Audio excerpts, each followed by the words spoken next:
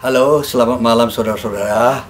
Saya akan membawakan renungan malam pada malam ini sebagai bekal bagi kita dalam hidup ini, terutama dalam suasana yang susah sekarang ini COVID. Kita harus selalu bersandar kepada firman Tuhan. Mari kita berdoa. Bapa di surga, sebentar lagi kami akan mendengarkan firman-Mu ya Tuhan. Bukalah pikiran dan hati kami agar kami dapat mengerti akan firman-Mu, dan iman percaya kami menjadi bertambah-tambah kepadamu, dan dapat kami gunakan menjadi bekal hidup kami ya Bapa. Sertailah kami ya Bapa. Terima kasih. Amin.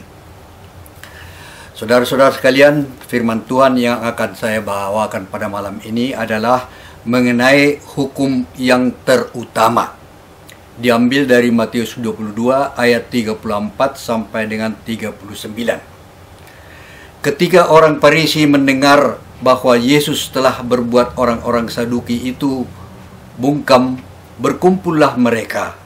Dan seorang dari mereka, seorang ahli Taurat, bertanya untuk mencoba dia. Guru, hukum manakah yang terutama dalam Taurat, dalam hukum Taurat? Jawab Yesus kepadanya, kasihilah Tuhan Allahmu dengan segenap hatimu, dengan segenap jiwamu, dan dengan segenap akal budimu. Itulah hukum yang terutama dan yang pertama. Dan hukum yang kedua yang sama dengan itu ialah kasihilah sesamamu manusia seperti dirimu sendiri. Pada kedua hukum itulah tergantung seluruh hukum Taurat dan kitab para nabi. Demikian firman Tuhan. Saudara-saudara sekalian, sebagaimana kita ketahui, Tuhan Yesus selalu dicobai oleh orang-orang Farisi, orang-orang Saduki, orang-orang Siboto Surat yang mengklaim dirinya paling menguasai mengenai hukum Taurat Tuhan. Nah, dalam ilmu hukum ada dikenal suatu teori yang mengatakan teori piramida dari teori Hans Kelsen. Teori piramida artinya bahwa hukum itu berpuncak dari satu hukum, kemudian melebar ke bawah sampai pada pelaksanaan seperti piramida. Seperti piramida. Nah, di situ orang Farisi dan Saduki meyakini bahwa hukum dasar atau yang disebut dengan puncak, yaitu ground norm, dalam ilmu hukum disebut ground norm, itu adalah firman Tuhan yang ke-10 itu, hukum Taurat Tuhan itu. Hukum Taurat Tuhan itu melebar ke bawah sampai kepada tahap pelaksanaan seperti bentuk piramida. Nah, Tuhan Yesus melihat bahwa orang-orang Farisi dan Saduki, orang atau yang kita kenal dengan Siboto Surat, menyalahgunakan ini. Mereka lah yang paling tinggi posisinya, mereka yang paling mengetahui, dan mereka lah yang paling tahu segala-galanya dalam hal ini. Dan Tuhan Yesus melihat bahwa itu dilakukan demi kepentingannya, demi jabatannya, demi kedudukannya. Ini dilihat Tuhan Yesus salah.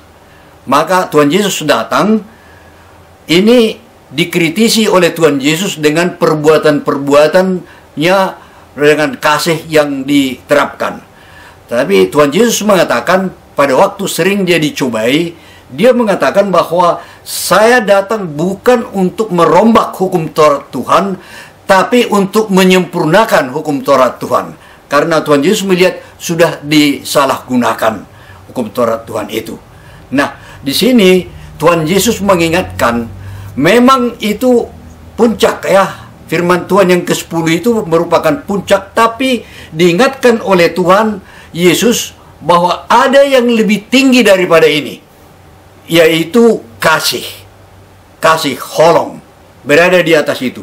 Itu terlihat juga di dalam Di dalam Korintus 13 ayat 13 yang mengatakan, demikianlah tinggal ketiga hal ini, yaitu iman, pengharapan, dan kasih. Dan kasih paling besar diantara yang paling besar diantaranya adalah kasih. Jadi Tuhan Yesus mengatakan sia-sialah apa yang kamu lakukan itu kalau tanpa kasih. Sia-sialah pengetahuanmu mengenai hukum Taurat itu kalau tanpa kasih. Sia-sialah kau melayani di gereja dan melayani di mana-mana kalau dalam dirimu tidak ada kasih. Berarti ground norm, hukum utama itu diingatkan oleh Tuhan Yesus, bukan hukum yang ke-10 itu, tapi di atas itu masih ada lagi, yaitu kasih. Baru turun ke hukum yang ke-10, kemudian melebar sampai ke dalam taraf pelaksanaan. Jadi puncaknya itu semua harus atas dasar kasih. Sia-sialah kita berkhotbah di gereja kalau kita tidak ada kasih. Sia-sialah kita menjadi perhalado kalau tidak ada kasih. Sia-sialah kita menyumbang segala sesuatu dan mengerjakan segala sesuatu kalau tidak kasih. Intinya adalah kasih. Jadi saudara-saudaraku, inilah yang merupakan hukum dasar, sudah dijelaskan oleh dalam ayat tadi, hukum dasar dan hukum yang utama, yaitu kasihilah Tuhan Allahmu dengan segenap hatimu, sepenuh hatimu dan segala akal budimu, dan kasihilah sesamamu manusia. Dan yang tertinggi di antara segala-galanya itu adalah kasih, holong. Demikianlah yang bisa saya sampaikan pada malam ini, pada saat ini. Semoga kita semua bisa memahami apa yang diinginkan oleh Tuhan Yesus dari pelayanan kita, baik pelayanan di dalam rumah tangga, di dalam keluarga-keluarga besar, pergaulan di gereja, dan di mana-mana kita berada. Kita tetap menjadi kasih, mengutamakan kasih. Terima kasih. Mari saya akhiri pertemuan kita pada malam hari ini. Mari kita tutup dengan doa.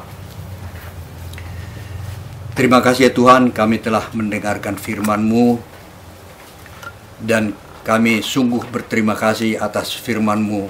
Semoga firman-Mu itu bisa menjadi bekal bagi kami dalam hidup kami, keseharian kami ya Tuhan, supaya kami mengasihi sesama, mengasihi Tuhan dan mengasihi sesama, karena itulah hukum yang tertinggi, yaitu hukum kasih, holong nau belga siat di atas segala-galanya itu.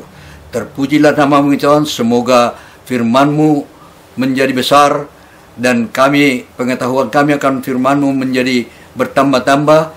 Dengan demikian iman kami menjadi bertambah, dan kerajaan-Mu akan semakin besar di dunia ini ya Tuhan. Kami naikkan doa kami ini hanya di dalam nama anak-Mu Tuhan Yesus Kristus Tuhan kami. Amin.